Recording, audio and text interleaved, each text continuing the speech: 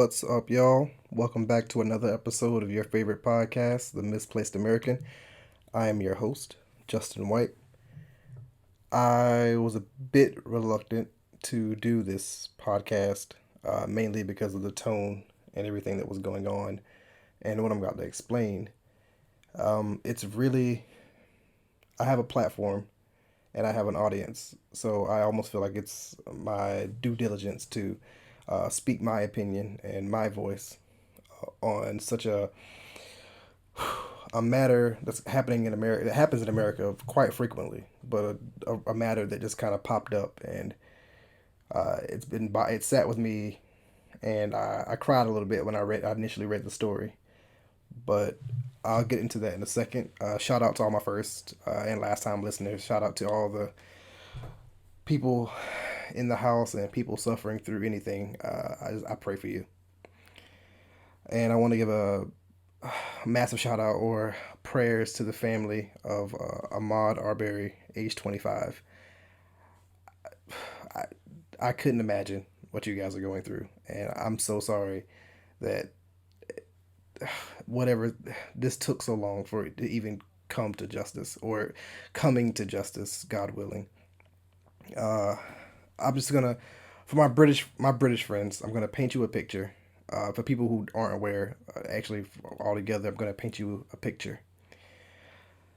Imagine a young white woman, age 25, running through a neighborhood that she's normally not jogging. Her afternoon jog, normal jog.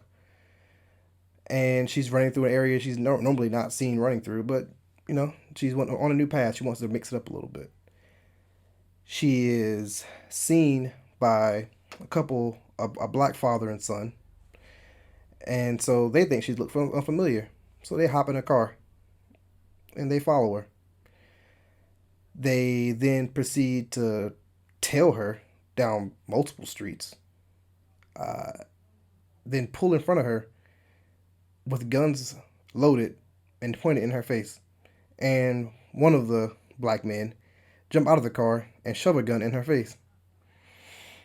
And out of fear, she genuinely just kind of defends herself from the gun, but obviously, uh, the black man shoots her. And somehow, mysteriously, this is all being recorded by someone else seeing this, and no one does anything. Actually, they applaud and cheer themselves. And they also call the police and tell them, hey, we're following this white lady. And we're gonna, and when you ask me why, and I'm gonna tell you, like, we're following her because she doesn't look familiar in our neighborhood. Do you hear how crazy this sounds? You immediately now in your head are thinking, oh wow, these black dudes are really messed up. They should go to jail. They're murderers. Now, the real story is Ahmaud Arbery, age 25, young black man was running through a neighborhood uh, and was tailed by a father and son, hunted down, uh, gunned down in cold blood.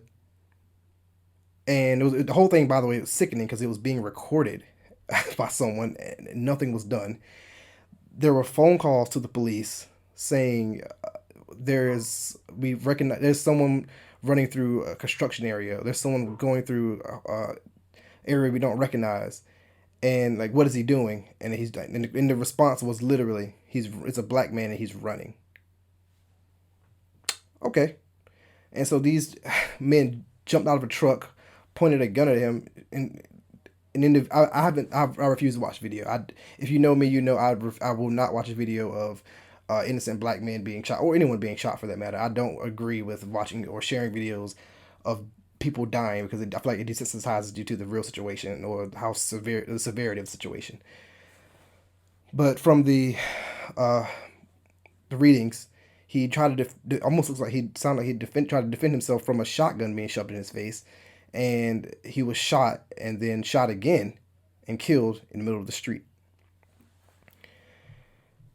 Now, I I guess this happened in February, February 23rd, which is sick enough as is. And this is my first time hearing about it recently, within the last couple of days.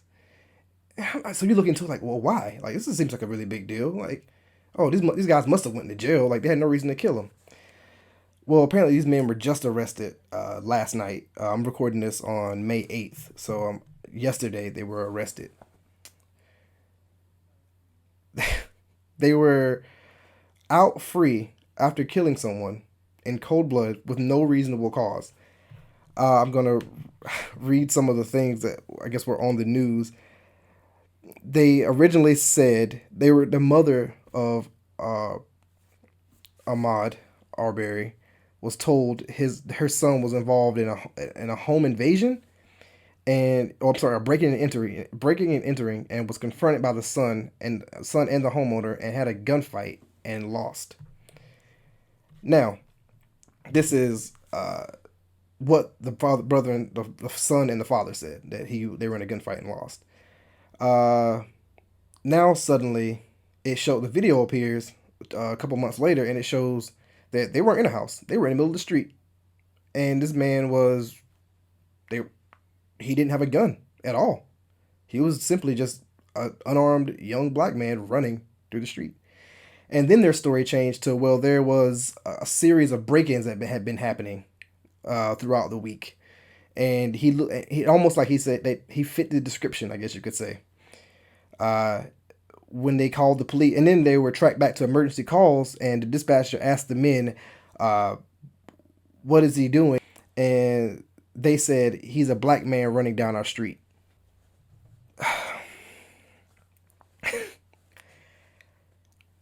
this this I don't want to get too much more into what it's sick. Like there's nothing that could justify them shooting an unarmed, innocent young black man in the street, and then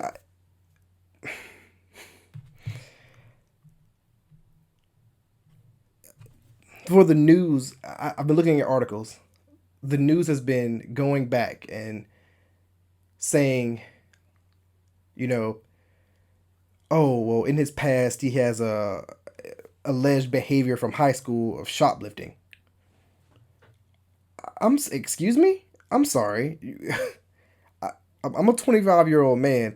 I'm 29 years old. I'm pretty sure if you go back to my high school, you'll see a record of me getting in a fight once. But I'm hoping to God that if I'm murdered in the middle of the street, you don't look back at my past and go, oh well, he did have a record of violence in his past. All right. So another thing. Then let's move on to the fact that they were just now arrested. So first off, this video has been floating. This video someone had that wasn't shown to anyone. So it leads me to wonder if this video wasn't shown to the public or aired or leaked to the public, what would have happened? Would these murderers, these thugs, these monsters be still walking around free? You know, I'm trying to stay level-headed and calm because I'm so passionate about racial inequality and racial injustice. These men try to justify what they were doing by self-defense. They try to justify what they were doing by what's the word? They're making a citizen's arrest. So I took upon myself to look up what a citizen's arrest was. Like maybe in Georgia the laws are different. Maybe a citizen's arrest means you can shoot an innocent black man. I mean there have been crazier laws, right? So I went myself and looked up the laws, and it says before deciding whether to make a citizen's arrest, you should be aware of the citizen's arrest laws and considering the following: is it feasible for a peace officer to intervene? If so, report the crime to police instead of taking action on your own. Ooh, okay. So at this point, you already have no jurisdiction to touch this man. Will you be able to turn over the suspect to the police without delay once the arrest is made? Do you have reasonable belief regarding the suspect's criminal conduct? I'm assuming his black skin was the reason why their reason for trying to make a citizen's arrest, but let's keep going from there. In special circumstances of any type of criminal offense that is committed on or in relation to your property, you may either arrest a person you find in the act of committing a crime or arrest a person within a reasonable period of time after having found that person committed a crime.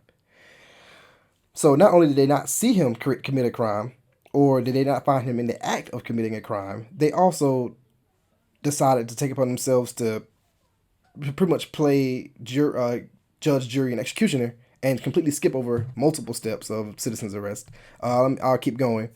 In special circumstances of any type of criminal offense, to be eligible to make a citizen's arrest for a crime on or in relation to your property, you must be one of the following: the owner of the property in lawful possession of the property, or have been authorized by the owner of the property in lawful possession of the property. I'm assuming they didn't own the street that he was running on. And I'm assuming he wasn't stealing the street he was running on with no weapons, no guns, uh, just I'm assuming just running clothes on. But you know, hey, maybe laws, maybe they read, maybe they're misinterpreted the laws. Maybe they read the citizens arrest law as, hey, let's see a black man running. Let's take action. It just the law requires that when making a citizen's arrest, the arrest individual must be delivered to a police officer without delay. If you make a citizen's arrest and do not call the police as soon as possible, the arrest might be ruled illegal and could face civil or criminal consequences. Then it goes on to correctly identifying suspects and the level of force you can use, which I'm going to tell you now. I'm sum it up. It doesn't say anything about shooting people.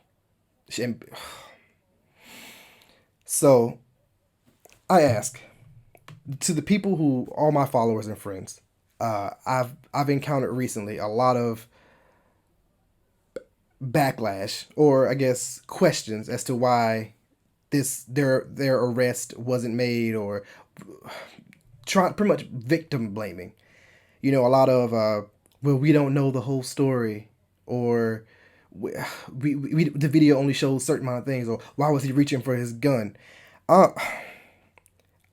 Put yourself in any possible situation where you are completely innocent and have done nothing wrong, and put yourself running down the street. You're running down the street, and a random truck, SUV, anything pulls up in front of you, whips in front of you, and then someone jumps out of a car and shoves a shotgun in your face.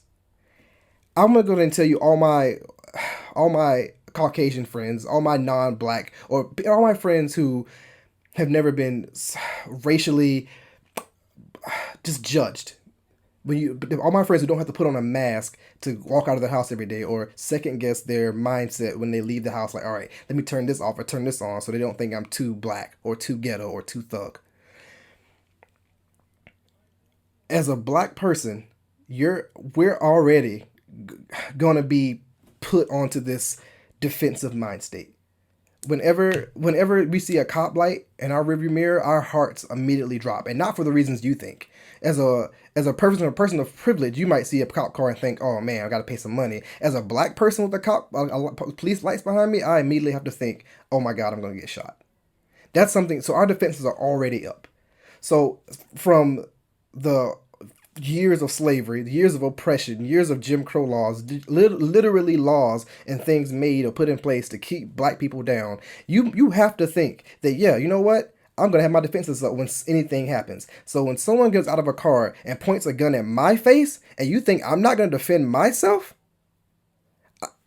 black people have everyone in life has a initial fight or flight response to anything. And I'm going to tell you now, after 400 years of fucking slavery, and then many years of Jim Crow laws, oppression, everything that happens to us, I can tell you now, almost 90% of black people do not have the flight response to anything in our face. You immediately shove anything in my face, it's going to be a fight response. I'm going to hit you. I'm going to try to fight my way. I'm going to try to live my life, because I'm not going to have my daughter, I'm not going to have my parents, I'm not going to have my friends and family without me because you decided that you're some social racial justice warrior.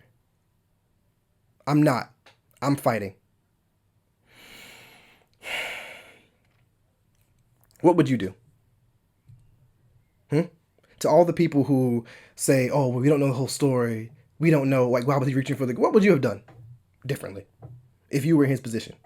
If say you're white, say you're white, because the responses I've seen have been from majority of white people. What, as a white person, what would you do if a couple black guys in do rags and baggy t-shirts jumped out of a SUV and pointed a gun in your face and asked you what's good, what's happening, what's up, and shoved a gun in your face? I'm I'm gonna assume, I'm hoping to God you fight for your life. Otherwise, I guarantee you, otherwise you probably leave them without teeth. So, or your life. I just, what would you do? You know,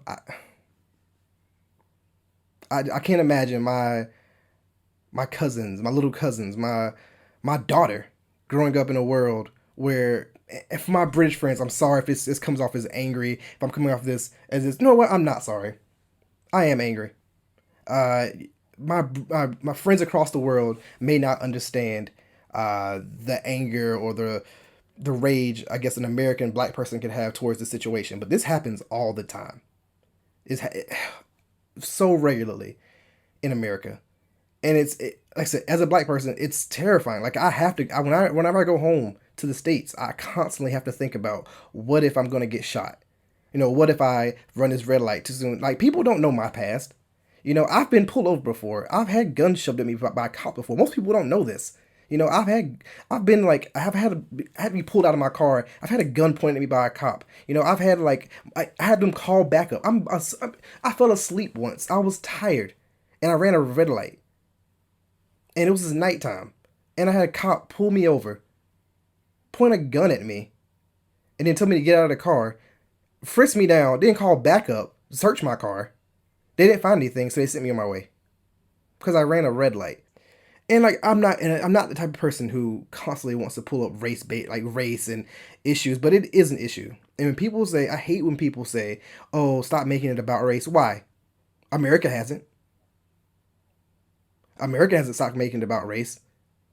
Like people are so quick to forget that not even 60 years ago there were laws to put black people in jail for no reason. Like my grandmother, who's still alive, can tell you about water fountains that are white and black water fountains. Like this isn't something new. Like people act like woke up one day and like, oh, if we don't talk about racism, it won't be a thing. Wake up. Like this, like people are and people are saying like, oh, if you just talk about it in rage, you just fuel the fire. Good. I want to fuel the fire.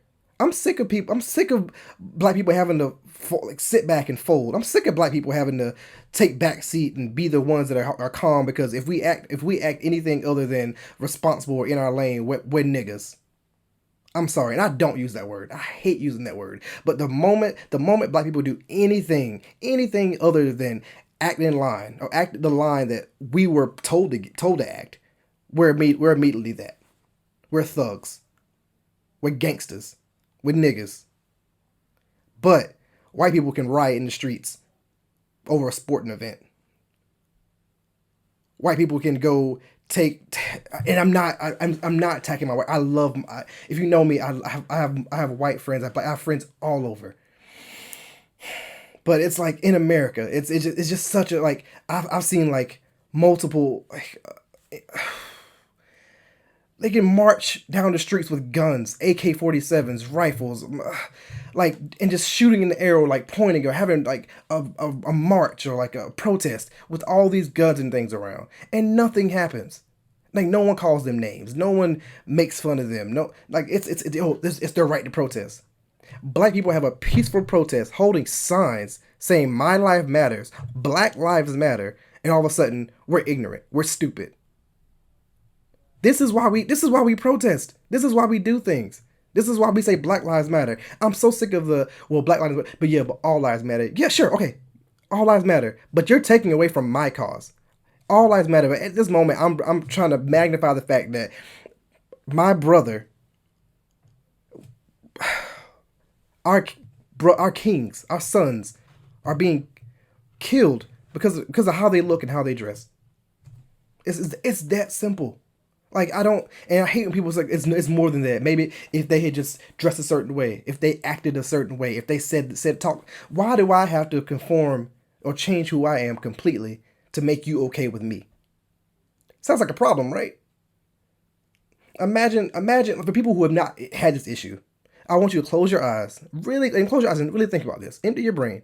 Now, put in a moment where you wake up and who you are is not acceptable to the rest of the world. So you look in the mirror and you almost have to practice. Like how you say hello isn't acceptable.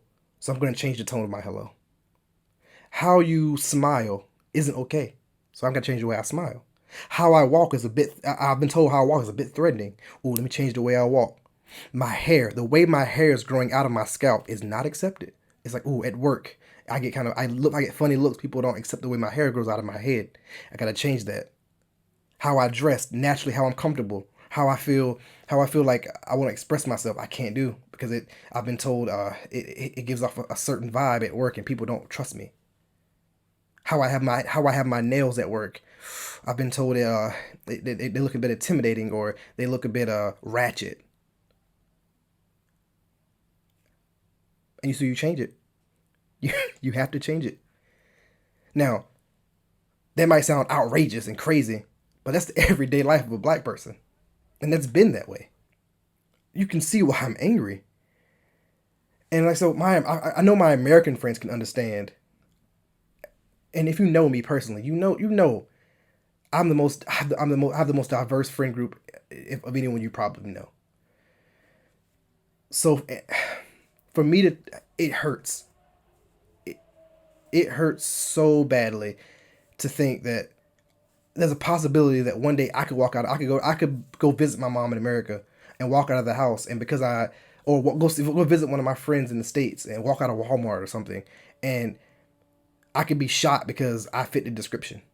Which, by the way, 90% of the time, the description is a black man. In the UK, and people wonder why I love the UK so much. I've always, the moment I lived here, it's a different kind of attention. I told my friend this the other day.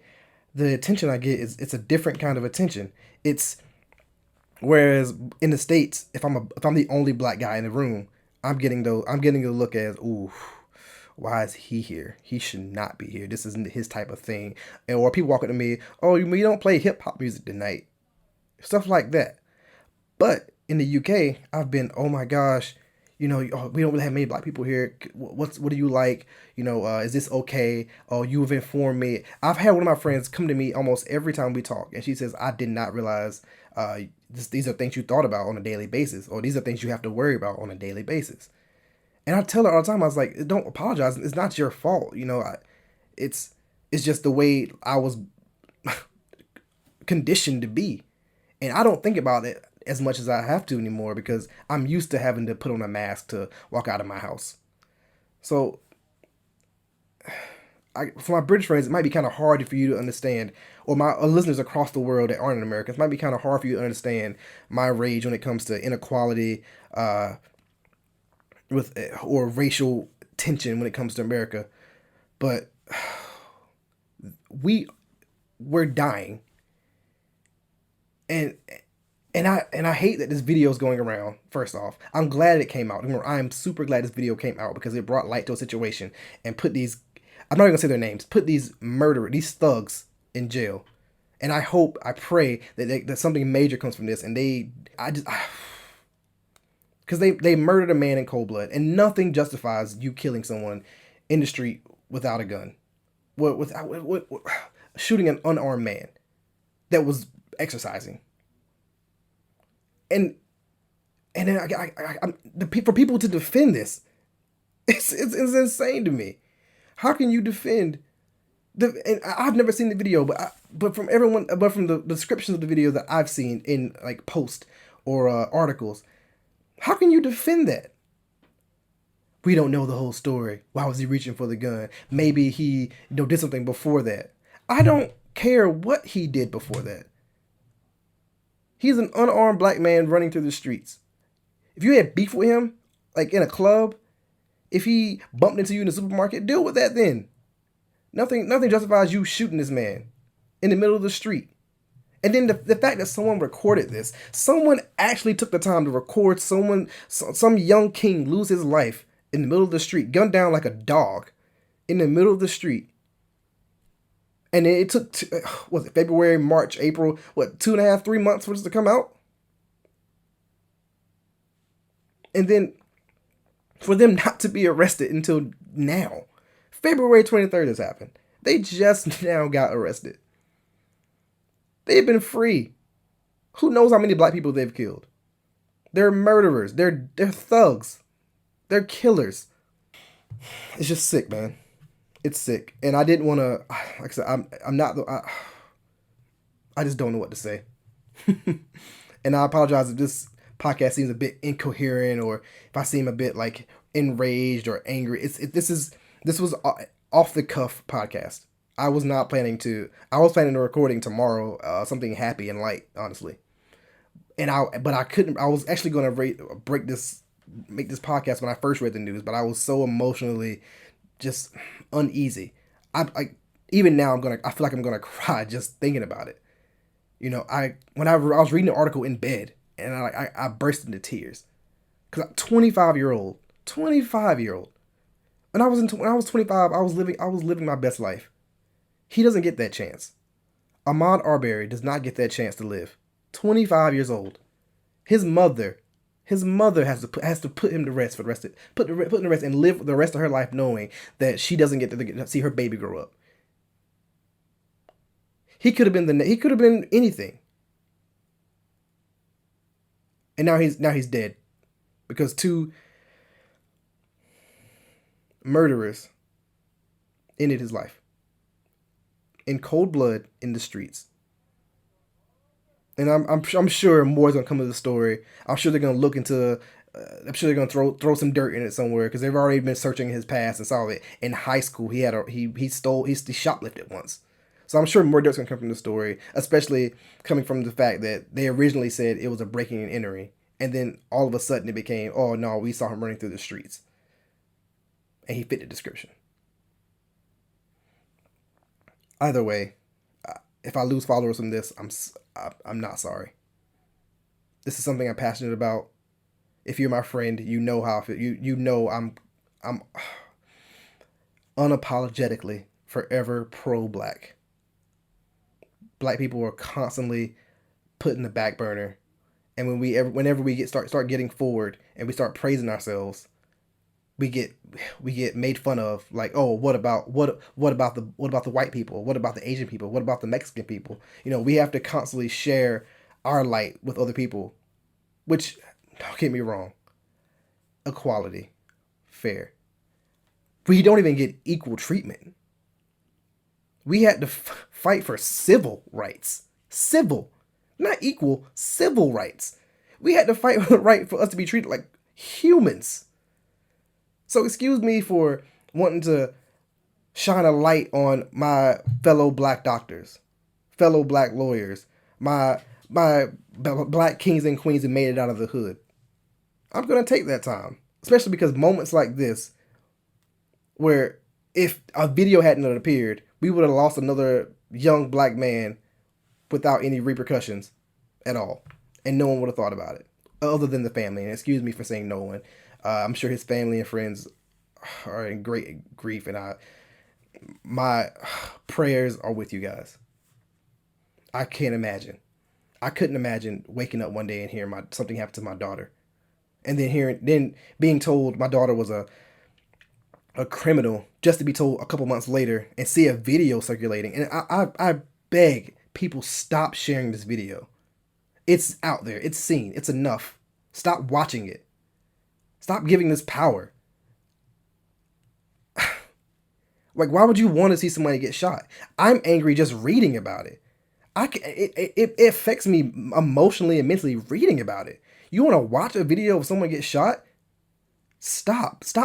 Imagine if your loved one was shot and killed in the street and you kept seeing a video circulate every 5 minutes. Stop.